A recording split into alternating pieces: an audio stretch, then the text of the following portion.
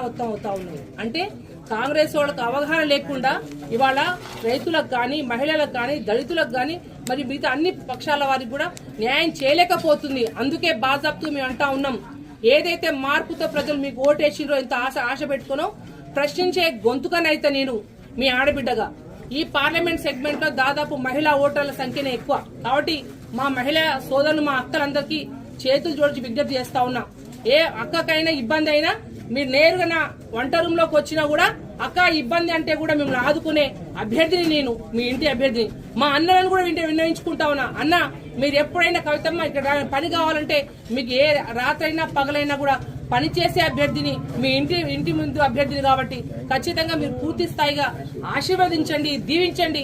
మీరు ఖచ్చితంగా కేసీఆర్ గారి నాయకత్వంలో నన్ను భారీ మేయట్లో గెలిపించాల్సిందిగా మరొకసారి మీడియా ముఖంగా విజ్ఞప్తి చేసుకుంటూ భద్రాచలంలో ప్రతి ఒక్క కార్యకర్తని